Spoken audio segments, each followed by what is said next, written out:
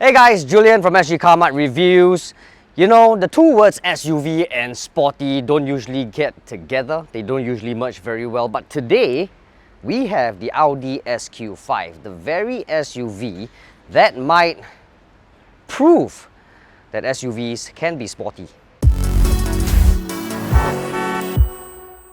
If you're thinking of selling your car and getting this Audi SQ5 Sportback, why don't you sell it with Quotes instead? Quotes uses its network of dealers to get you the best price possible. In fact, they're so confident on getting you the best price, if you sell your car for a higher price, they'll give you $100. Don't just take our word for it, look at the hundreds of raving reviews on their website. To find out more, hop on to quotes.com.sg. That is quotz.com.sg. Now that that's out of the way, back to the review. Well, up front, the Audi SQ5 Sportback looks fabulous. In my eyes, at least. You get LED headlamps right here, and of course, the biggest change from its predecessor is right here. The grille is now wider, slightly narrower, but it's no less instantly recognizable as an Audi. And of course, you get the SQ5 moniker here. Now, here's a fun fact. The whole SQ5 car only has two badges that lets you know there's an SQ5, once here and once at the back. So if you ask me, I think Audi did a really good job in being subtle. Subtlety is classy. The Audi SQ5 Sportback is priced at $427,877. The 3-litre V6 turbocharged engine produces 349 brake horsepower and 500 Nm of torque. The 8-speed Tiptronic transmission brings the car from 0 to 100 km per hour in 5 seconds. For more details on the Audi SQ5 Sportback or any other car, head on to sgcarmart.com to help you make the smart choice on your next car. Now, the SQ5 Sportback wears size 21 shoes, but what I really want to highlight is, as with all Audis, it's got a bow line running from the headlamps right through all the way to the tail lamps. It's very bold, it's very Audi-ish, which is kind of good. But my favorite part about the Sportback is the fact that it's got a sloping roofline, unlike the regular Q5 or SQ5 at least, where it's just boxier and more boring. This just looks a whole lot more stylish and a lot more aggressive. Plus, I like the color. The color is really nice. I like grey. It's nice. Now, around the back, things get a little bit more exciting. You've got the other SQ5 moniker right here that I was talking about earlier on. You get quad tailpipes, nice diffusers, and of course, very stylish tail lights. The only problem I have is if you actually go up close and personal, quad tailpipes are fake. Yes, it's covered and I have no idea why. I don't even know how that works. But anyway, electric tailgate, open it up and you will be faced with 500 liters worth of hauling capacity. If you knock the rear seats down via the levers here as well as here, you'll get about 1,470 liters, which is more than enough for your whole IKEA moving furniture thing, right? Unfortunately, it doesn't pass the anti-trolley length test, as you can see, but it'll fit the trolley as well as the luggage and then some. So 500 liters is definitely usable. Bad part about this is there's a slight loading lip here, so you can't drag things in and out. You kind of got to lift it up a little bit. So for the luggage, I can't, if it's something that's heavy, I can't just slide it out. I will have to lift a little bit and then it comes out. Yep, but of course, things get easier because I can just knock the seats down like this. It gets a little bit annoying because unfortunately I have to go to the side, open it up and just do this. Now this is 1,470. Now at the back, I'm having a lot of leg room, right? The seat obviously has been adjusted already, so still having ample leg room. I'm also having ample headroom despite the sloping roofline. I'm about 1.6 meters tall, so someone who's about 1.75 to about 1.8 meters should be able to fit here, no problems whatsoever. If it's the three of you, you can still fit someone in the center despite this transmission tunnel right here. It's a bit narrow, but it'll work, right? So, let's just do it like this. I can't put my legs up here because it's just too narrow, so I'll have to eat into my body space. Shoulder room is also slightly into the sides, but you can still manage with a bit of a squeeze if it's the three of you guys.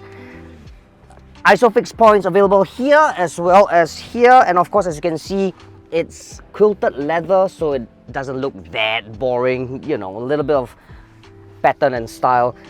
Several things I really like about this personally and maybe professionally. What I really like personally is that roof lining is in black, so it makes it look very sporty. Everything here is black, which is what I really like personally. Professionally, this is good, man. This is just fantastic. Aircon vents available on this sweltering hot day. Here's another cool part. You can also adjust the seats if you want.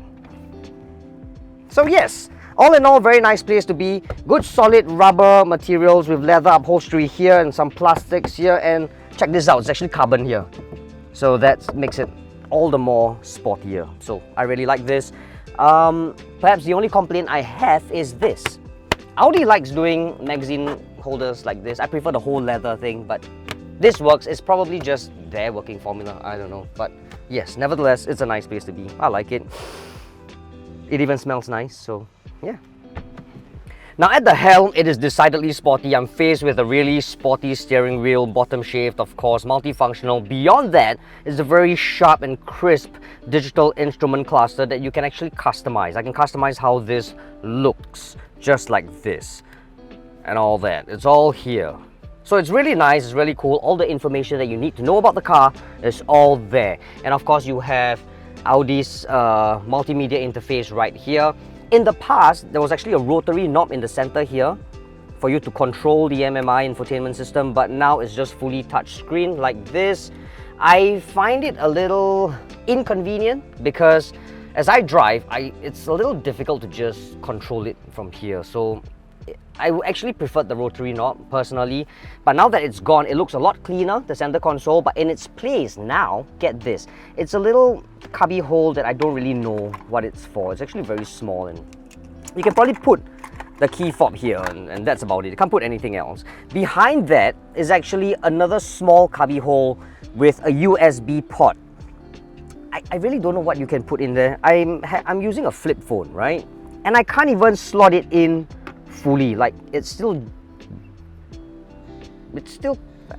a very nice shape. Maybe this way, yeah, it'll fit nicely, but other than that, you can't really fit anything there. So I don't really know what it's for. But still, the good thing is this whole place, while it's premium and luxurious and sporty, what have you kind of expect all that kind of stuff from Audi, right? After all, it is an Audi, it's an SQ5 Sportback. But what I really want to highlight is just how well thought out and how well engineered this whole place really is. Because instead of, unlike new cars, or modern nowadays, those modern cars, right? Everything you have, all the controls are all inside here, which can get really frustrating. But for the case in Audi's case, that's not really it, because all the important controls are physical. You have your driving modes right here. You have all the aircon controls right here, of which it sounds very good, feels very good while you're toggling all that. Things that you need to meddle with on a daily basis, they're all physical buttons, so it makes life a lot easier. And what's really cool is there's another cubby hole right here that you can put your phone. And best part of all, you can just drag it at the side and you have cubby holes like cup holders. So it's very usable, it's very well thought out. The only complaint that I have is, while it has auto hold function, it doesn't come with ventilated seats, and for some reason there's no wireless charging. I thought this would be a wireless charger, but it's not, so maybe this car just isn't equipped with it. But elsewhere, it's all good. Solid materials, solid rubber right here, carbon materials right here with the Quattro word to tell you that it's an all-wheel drive system. More carbon materials here, so it's all very high-end, sporty, nice. The only question is, can this car drive as sporty and good as it looks? Well, it's one way to find out.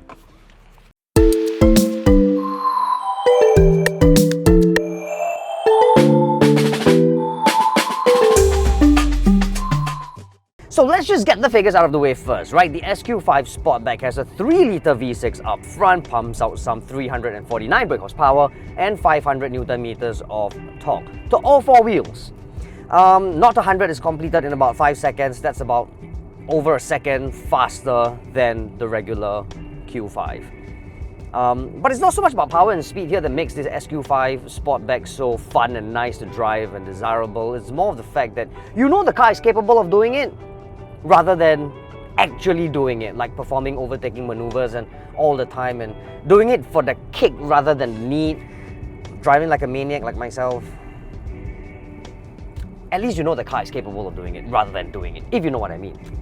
But I reckon what really makes the SQ5 Sportback that nice is, hear that?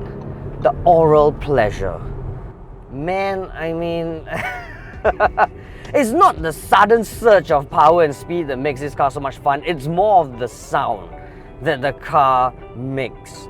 It is such a lovely soundtrack, man. It's really satisfying, almost addictive, to me at least, right? I know it's a very childish thing, but I love the sound of the car, man.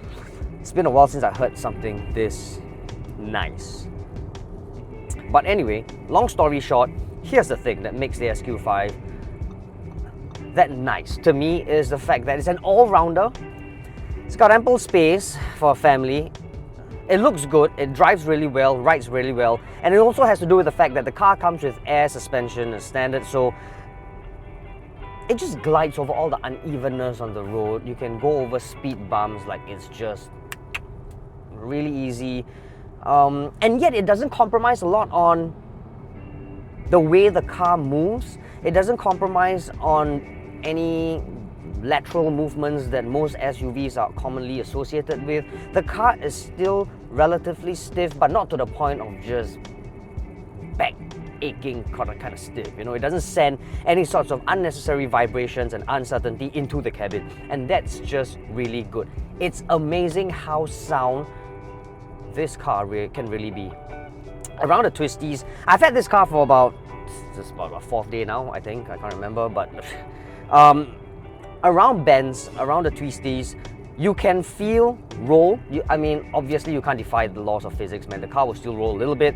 It probably does a lot better around long sweeping bends rather than tight turns. Even still, if you really have to do tight turns, the car will hold its own very well. It's a lot of grip. It's a little vague up front with the steering wheel, but it's still very accurate and it's still very well weighted. It's very hard to complain because this is, after all, still an SUV, not some, you know, sports car. Well, it's a sports SUV, but it's capable of a lot of fun, man, I'm telling you. The wife will not approve, but you know what? I don't care. I like this car. And if I had the money, I will buy this car.